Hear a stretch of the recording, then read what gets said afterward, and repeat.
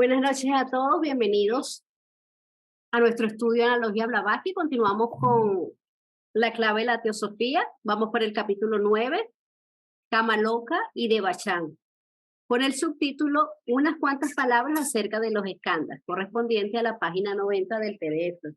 Gracias y adelante, Enrique.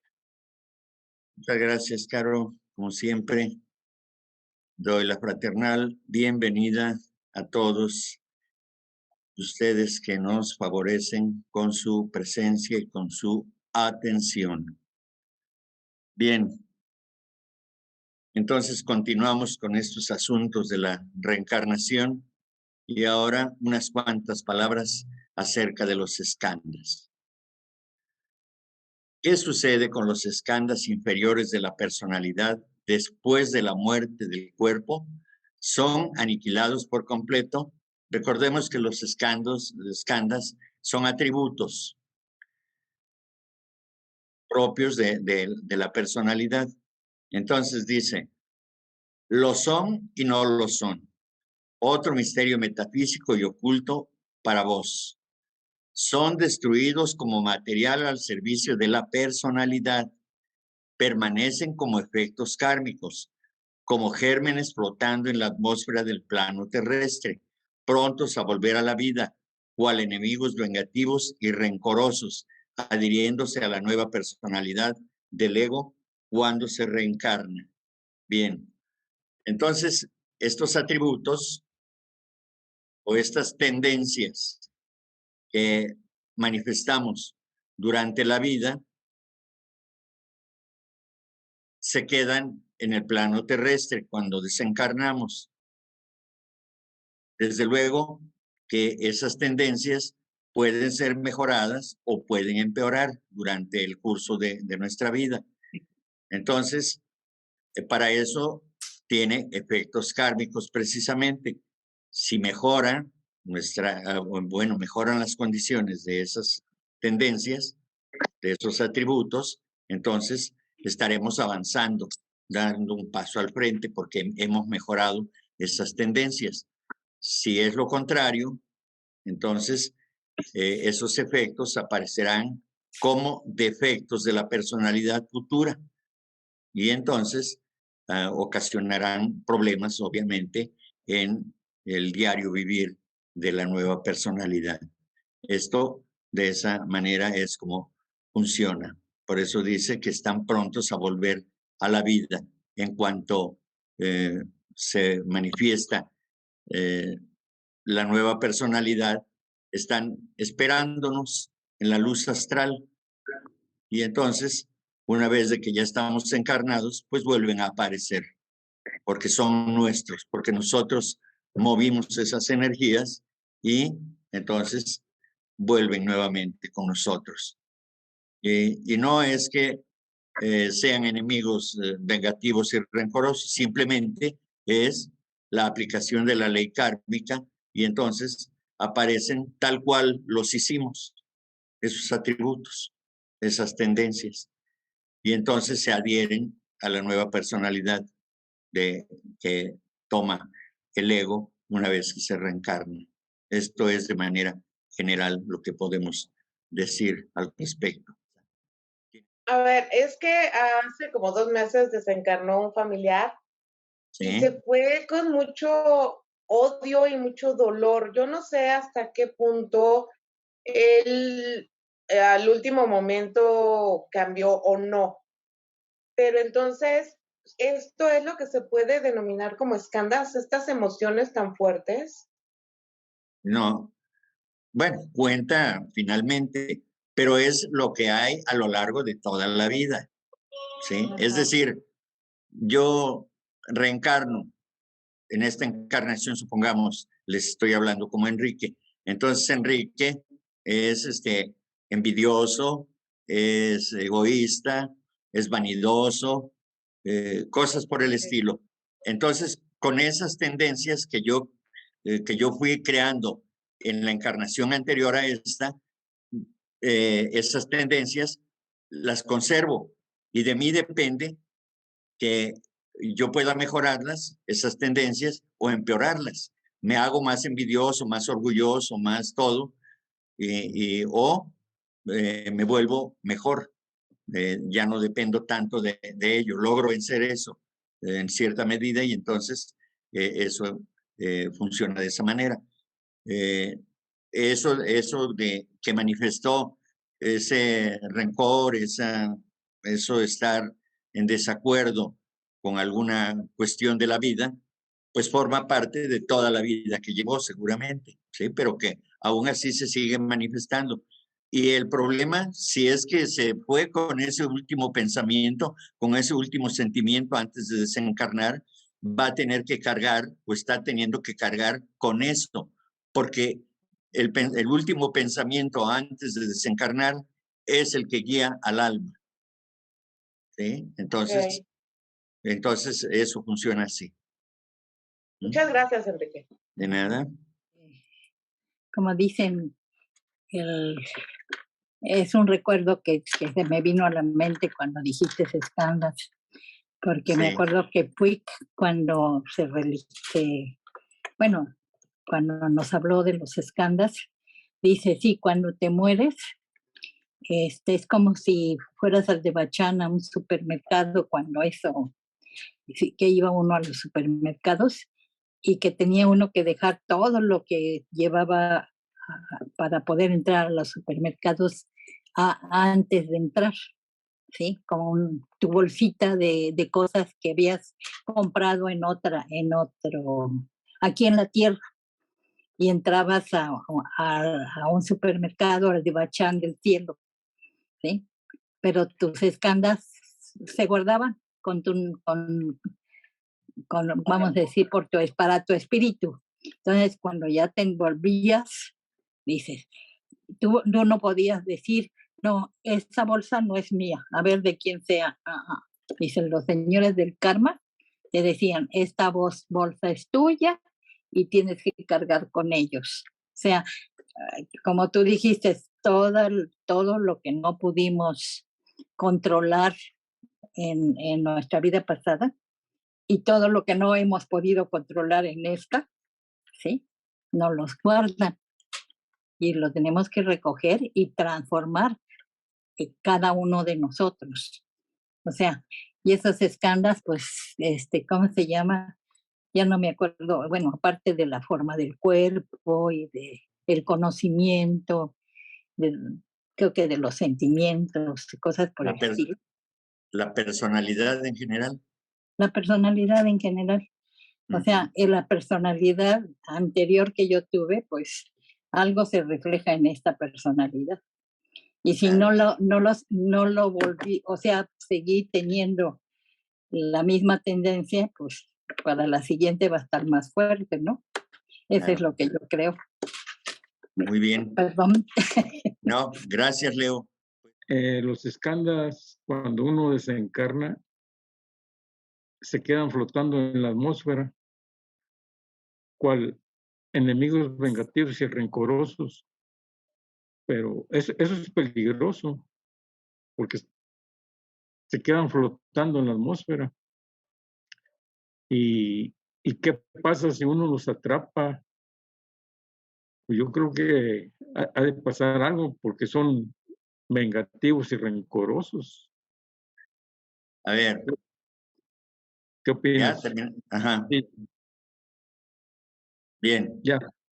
Cuando dice en la atmósfera del plano terrestre, no quiere decir la atmósfera que nosotros conocemos, la que vivimos. Quiere decir en la influencia que tiene, digamos, la luz astral. Aquí le llama la atmósfera terrestre, pero en este caso, significa la luz astral. Y desde luego que aquello que no corresponde a nosotros no puede afectarnos, ni para bien ni para mal. Está hablando aquí solamente de los que reencarnamos, solamente como individuos, como individualidades. Todas aquellas causas que movemos tendrán sus efectos, pero solamente para nosotros, de manera general o de manera particular, como quiera que sea.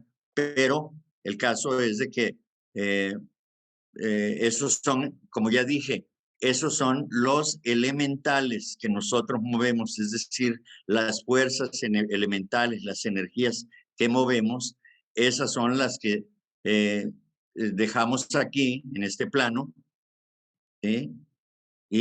O en la luz astral se quedan grabados, se quedan guardados, y una vez de que regresamos, por afinidad, por la ley de atracción, inmediatamente se unen, se adhieren, como dice en la parte final de esta respuesta, ¿sí? Eso es todo. No afecta de manera general. Hay algunas cosas que sí afectan a toda la humanidad, ¿sí? Pero eso es lo que estamos recibiendo ahora. También todo lo que está aconteciendo ahora, de lo bueno y lo malo, de lo agradable y lo desagradable, es algo que hicimos en el pasado y que ahora, como si fuera una lluvia, nos está cayendo. Y para algunos es una buena lluvia, desde luego para los que están actuando, si nos referimos a una mala lluvia, ¿sí? Aquellos que están sintonizados con esas vibraciones, para ellos es bueno, y para quienes no estamos sintonizados con ese tipo de vibraciones, pues es algo desagradable, ¿sí? Pero aquí nos estamos refiriendo específicamente a las tendencias de cada uno de nosotros, ¿sí? Y esas tendencias solamente nos corresponden a nosotros, y entonces se quedan en la luz astral, ¿sí? Eso es todo. Y en la luz astral, pues, como ya dije, todas aquellas cosas que de manera general como humanidad realizamos, al final de cuentas, como humanidad recibimos los efectos de esas causas que movimos en el pasado, muy remoto, hace millones de años incluso.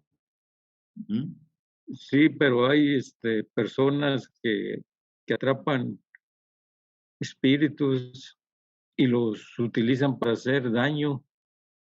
Pero eso no tiene que ver con Son los eso. que también andan flotando en la atmósfera, ¿sí? No sé si eso sea otra cosa. No, eso es otra cosa. Esas son entidades, ¿sí? Esas son entidades, ¿sí? Son cascarones astrales, ¿sí? Son elementarios, ¿sí? Es el cascarón, el fantasma que queda de aquellas personas que son sepultadas o que quedan insepultas, que no las sepultaron y no las cremaron. Eso es otra cosa totalmente diferente. Son entidades, y aquí de lo que estamos hablando son de atributos, de tendencias, que son cualidades de la personalidad, nada más. No estamos hablando de otro tipo de seres o de entidades que tengan que ver con nuestra vida.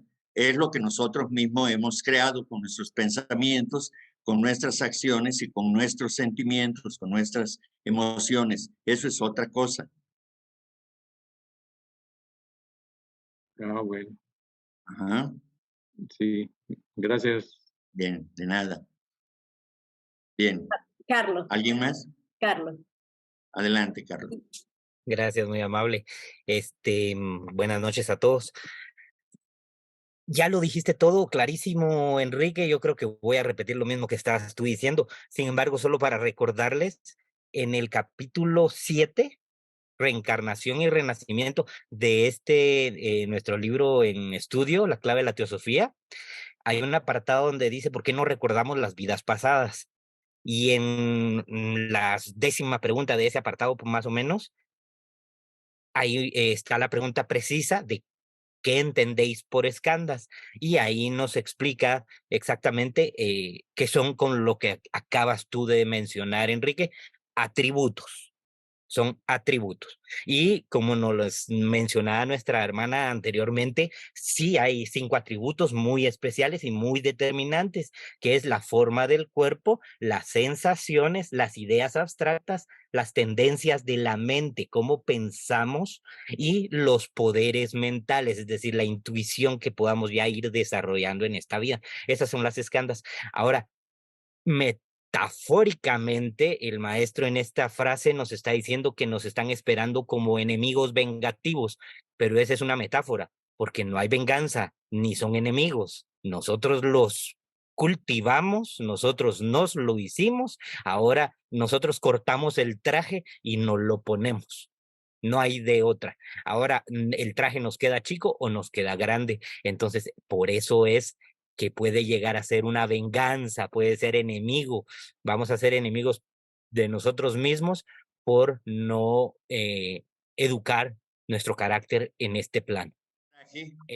Ese traje, por vía del karma, se convierte en una camisa de fuerza. Perdona, Enrique, era una camisa de fuerza que nos ata y nos determina cómo vamos a hacer, ¿no? Así es, lo haces o lo haces, porque ya lo generaste, es tuyo, es de tu propiedad, y uno mismo se mete en la camisa de fuerza, nadie más. Bien, entonces dice la pregunta, esto excede a mi inteligencia y es muy difícil de entender. La respuesta es, no lo será una vez que hayáis asimilado todos los detalles. Entonces veréis que en cuanto a lógica, consistencia, filosofía profunda, compasión y equidad divinas, esta doctrina de la reencarnación no tiene igual en la tierra. Es la creencia en un perpetuo progreso para cada ego que se encarna o alma divina. Es una evolución de lo externo a lo interno, de lo material a lo espiritual, alcanzando al fin de cada etapa la unidad absoluta con el principio divino. De una fuerza a otra fuerza, de la belleza y perfección de un plano a la belleza y perfección superiores de otro plano, con accesos a nueva gloria y nuevo conocimiento y poder en cada ciclo. Tal es el destino de todo ego, que de este modo se convierte en su propio salvador en cada mundo y encarnación. Bien, aquí creo que está hablando de las dos situaciones, es decir, habla de las encarnaciones del ego individual en cada encarnación, y a eso le llama un ciclo o etapa, ¿verdad? Entonces, en cada etapa, en cada encarnación o en cada ciclo, que podemos llamarle de esa manera, a la encarnación, debemos desencarnar enriquecidos, es decir, haber avanzado. Generalmente así es, aunque hay egos que por imprudencia, por alguna cuestión de tipo emocional o mental, que tengan ambición y haciendo caso a las tendencias con las que traiga, y si son negativas, pues se va a hundir más. Pero en general, en la etapa de la encarnación presente, todos, como humanidad y como individuos, pues vamos teniendo un avance, vamos teniendo el acercamiento a la comprensión de la vida, y entonces vamos avanzando. Generalmente se van mejorando las condiciones, ya sea que aprendamos a través del dolor o de manera suave, porque lo comprendemos y decidimos tomar el camino el camino recto, y en lo que se pueda ir caminar rectamente.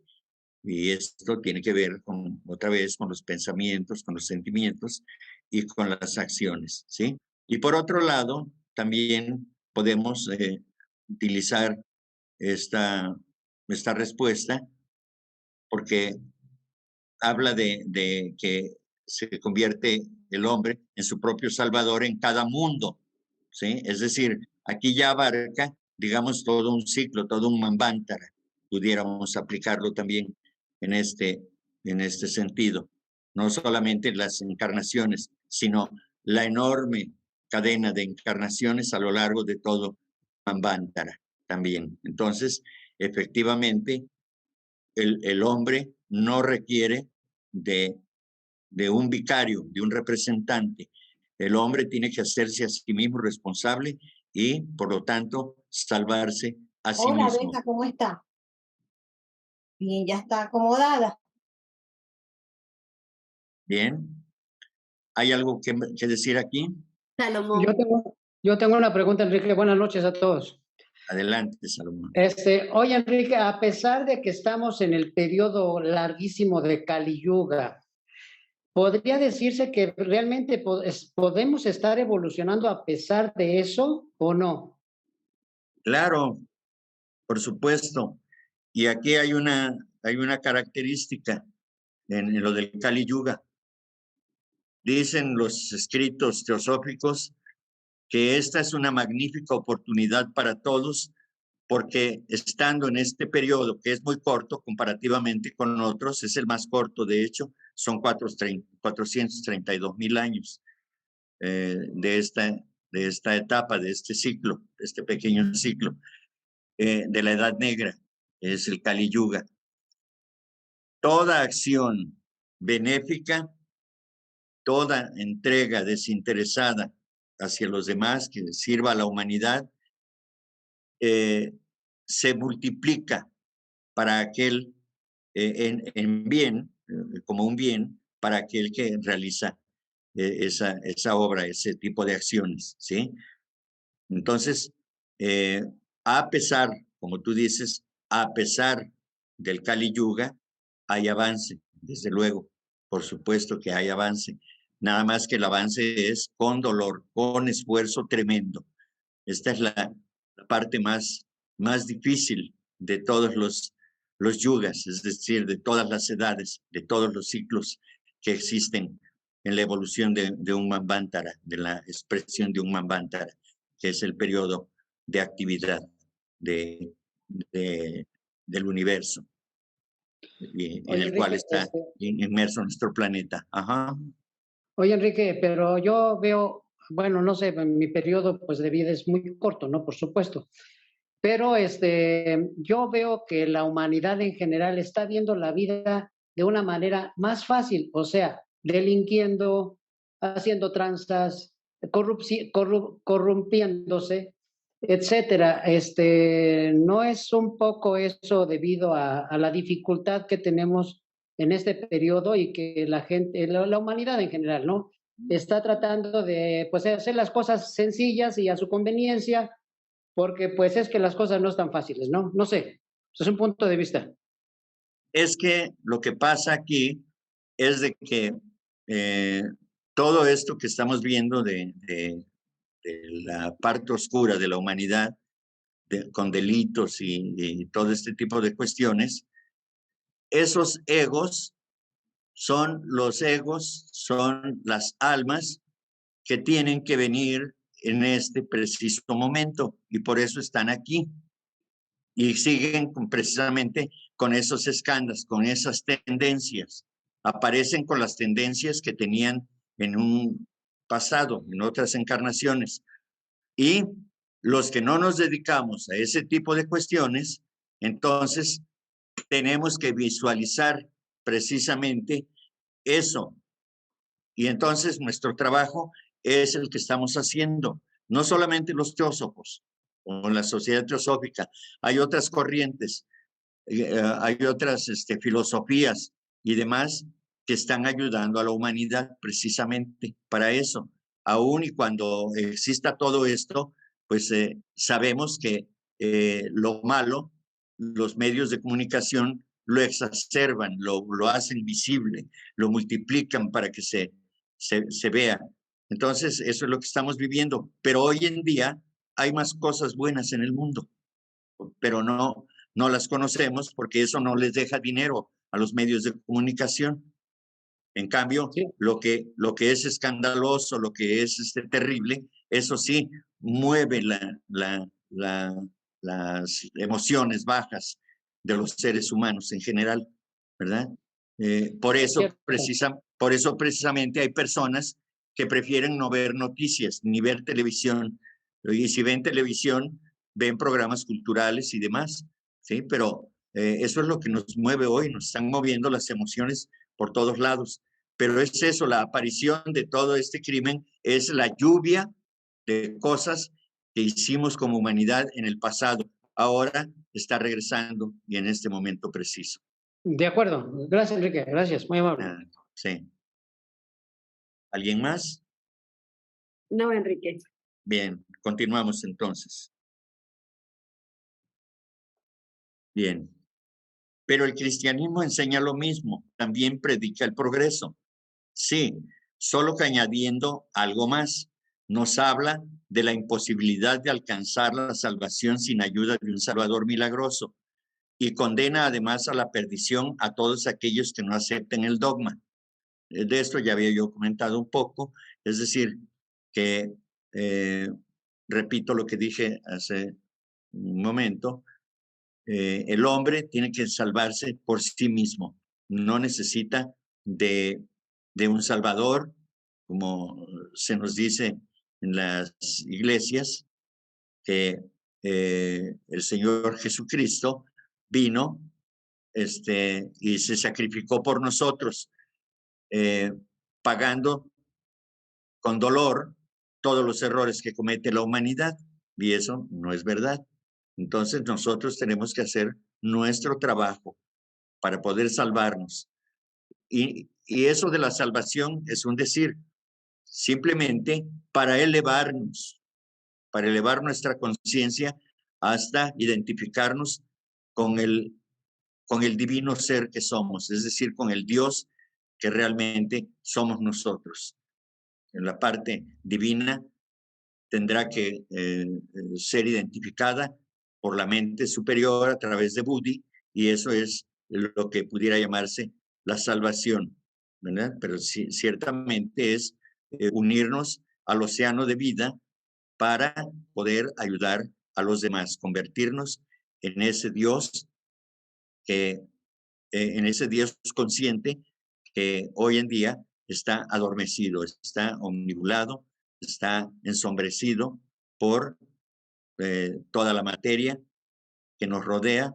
No me refiero al aspecto de los objetos, los minerales y esa cosa, no, sino al materialismo, es decir, todo lo que tenga que ver con los asuntos de la ilusión, que es la materia, y son los deseos y las emociones y los pensamientos de tipo materialista.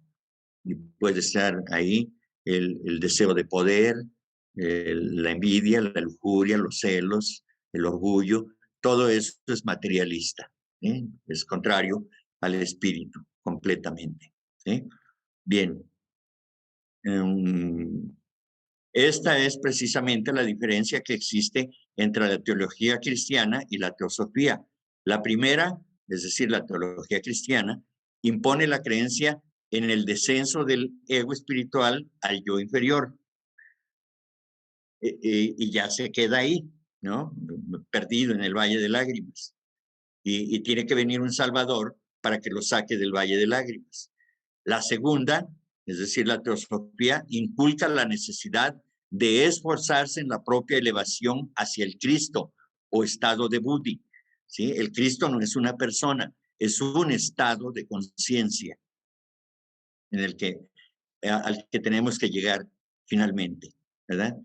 Cuando ya tengamos conciencia y actuemos desde el plano búdico, el plano de la intuición, que es la razón pura y por ende también es la manifestación del amor.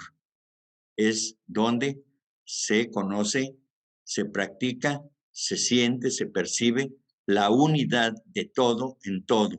Es decir, nosotros somos parte de esa unidad y una vez de que nos hacemos conscientes de ello, nos convertimos en esa misma, en esa propia unidad.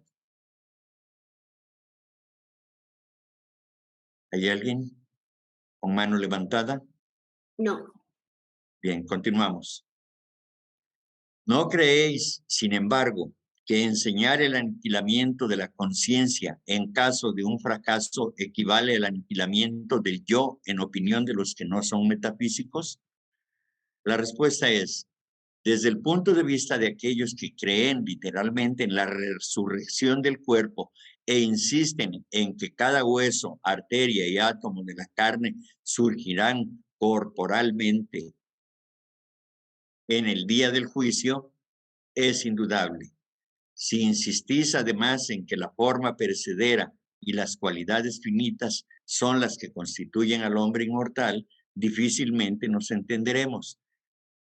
Y si no comprendéis que limitando la existencia de cada ego a una vida sola en la tierra, convertís a la deidad en un Indra sempiternamente ebrio, considerado, según la letra muerta puránica, en un Moloch cruel, en un Dios que produce una confusión inexplicable en la tierra y que además quiere que por ello le demos las gracias. Entonces, cuanto antes cortemos esta conversación, mejor. Es decir, que nosotros debemos de creer en algo diferente a través de estos estudios, ¿sí? No es la forma perecedera la que va a sobrevivir a la muerte, a la llamada muerte. Lo que sobrevive es el alma, lo que vive es la mente que reencarna en cada ciclo, en cada periodo que le corresponde. Es eso, ese es el hombre inmortal.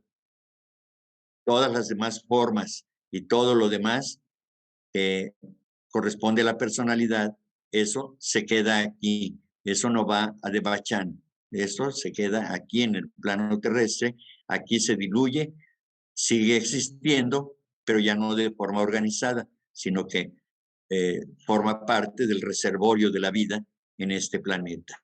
Entonces, no tiene nada que ver precisamente con el alma divina, inmortal, que es la mente superior, que es la que reencarna. Y entonces, de este modo, se convertiría la divinidad en alguien todopoderoso, pero que pues tiene pensamientos como los de un borracho, ¿verdad? Hace todo tipo de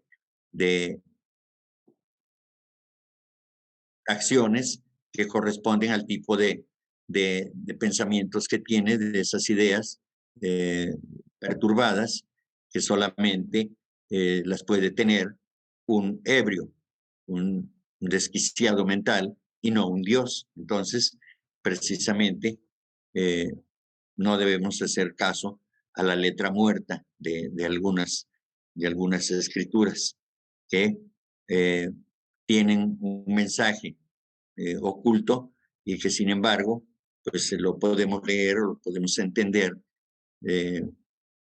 o percibir como si esa fuera la verdad que nos están queriendo proporcionar. Entonces siempre tenemos que leer entre líneas, no hagamos caso de la letra muerta únicamente, hay que buscar algo más. Para eso sirven estos estudios, porque esto nos lleva a investigar por nuestra cuenta, a ver de qué se trata. Hay mucha literatura teosófica que nos puede explicar todo esto y otras cosas más, como sabemos. De tal manera que la invitación está ahí para que no, únicamente en lo que estamos estudiando aquí también. Debemos de buscar algo más, convencernos por nosotros mismos, ¿sí? Una vez de que hagamos la investigación seria, porque así debe de ser. Lo que yo diga aquí es mi interpretación, es lo que yo creo, pero ustedes tienen que formarse un criterio. Si no están de acuerdo conmigo, ustedes pueden buscar otras instancias, otros escritos y tratar de entenderlos a su manera. Finalmente, llegaremos a la misma verdad por caminos separados o unidos, pero llegaremos a un acuerdo finalmente, ¿verdad? Entonces, esto es aquí. No me refiero a que aquí en estas pláticas lleguemos a un acuerdo, sino que en general, a través de las edades, todos llegaremos al mismo punto. No hay de otra manera de hacerlo. Es decir, tenemos que llegar ahí tarde o temprano, pero vamos a llegar. ¿Sí? Es decir, si pensamos en que vamos a ser un Buda para ayudar a la humanidad, lo seremos, pero vamos paso a paso. ¿Verdad?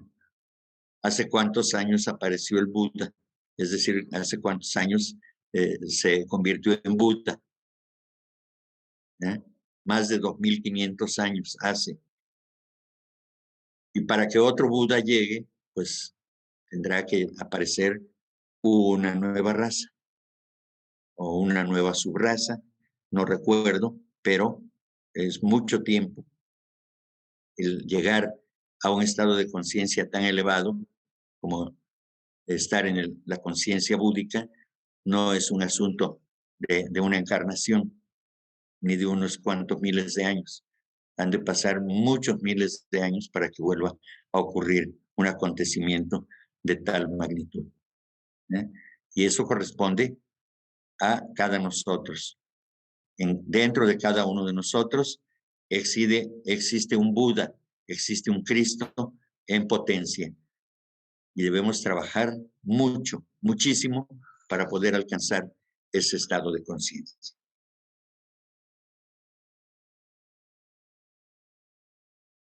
¿Algo que decir? Bien, continuamos entonces.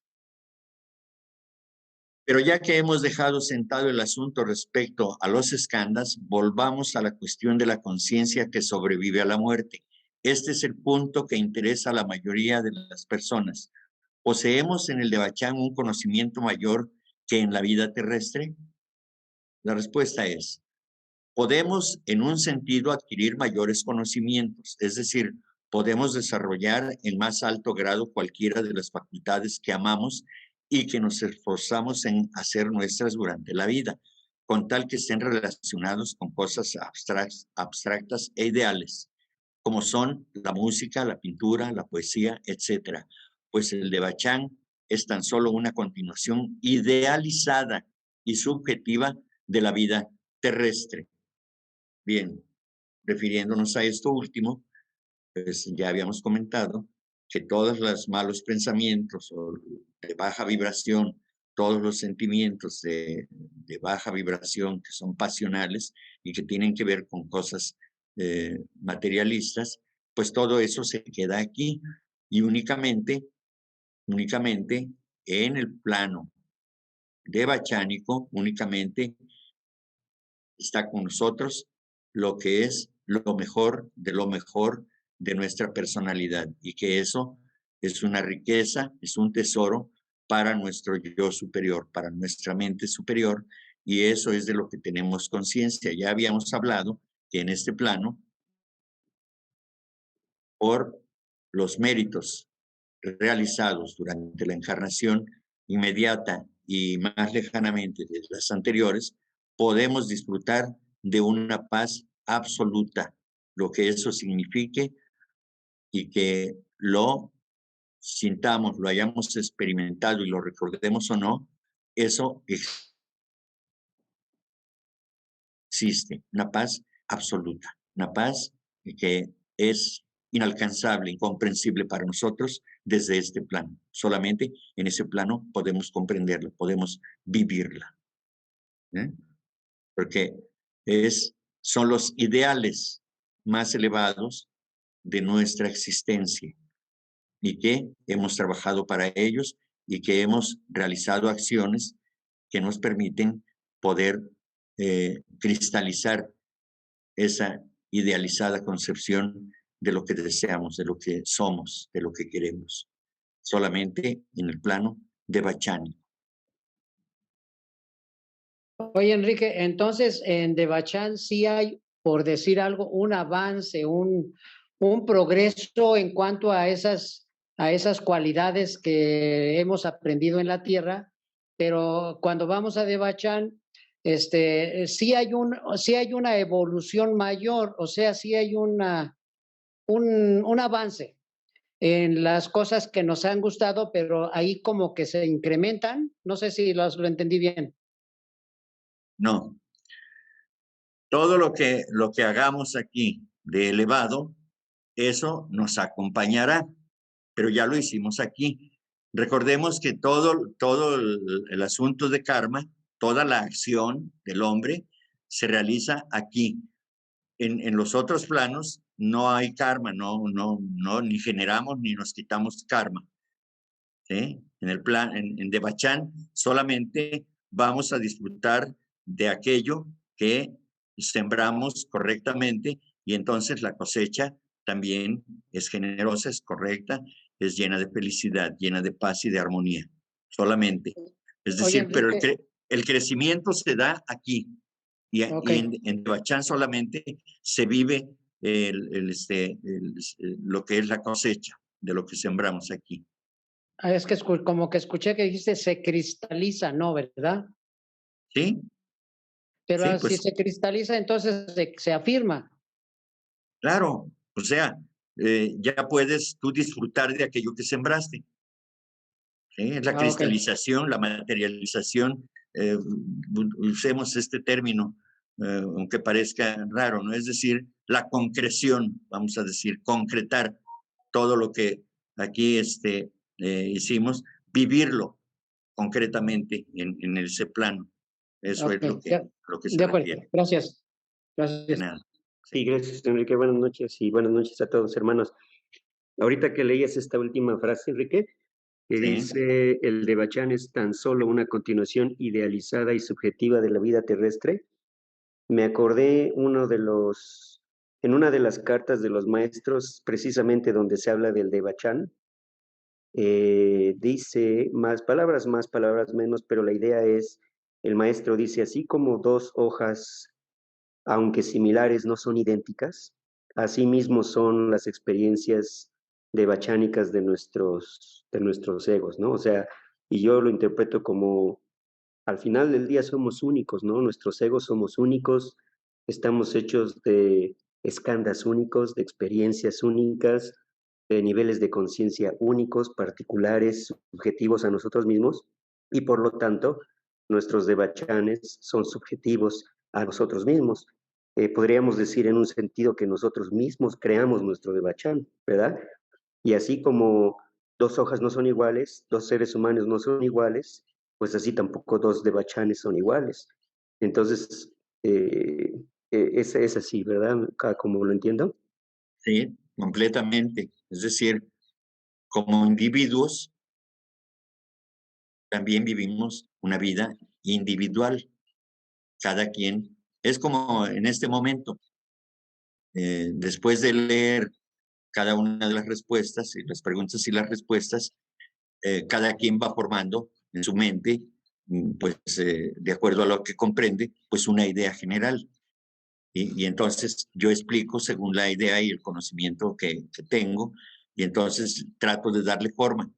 Y aún así surgen más preguntas, surgen otras ideas, como lo que acabas de expresar, para poder explicar eso que estamos leyendo aquí, que estamos estudiando, analizando, y que yo lo digo de una manera, como el caso de Carlos hace un rato, que lo dijo de otra manera, pero finalmente la idea sigue siendo la misma y de eso se trata, de que podamos entendernos y de que además, si alguien no estuviera de acuerdo, también es válido, que es su individualidad y es su responsabilidad. Una pequeña previa, yo creo ahorita que aquí está en el texto, bueno, dice las facultades.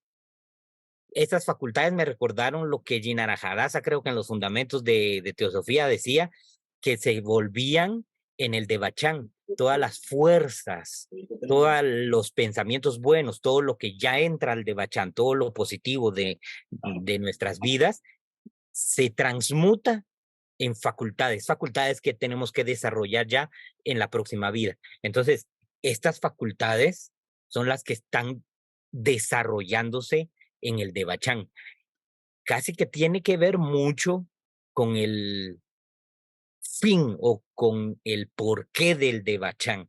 Es decir, Si en el Devachan entra la fuerza, la energía positiva que tiene que transmutarse a través del proceso de los años en estadía en Devachan en facultades que luego encarnamos y las tenemos que desarrollar en este plano físico. Entonces, a eso se refiere con ese tipo de facultades de las cuales tendríamos que tendríamos que empezarlas a pensar ahora para que en el Devachan se nos conviertan en esas facultades. Muy bien, de acuerdo. Y entonces diríamos que en Devachan también, ahí disfrutamos de las tendencias ya sutilizadas, ya idealizadas, ya se concretan finalmente esas tendencias que eran groseras, ahora se sutilizan, y entonces el ideal, no la idea, sino el ideal que teníamos, finalmente se ha alcanzado.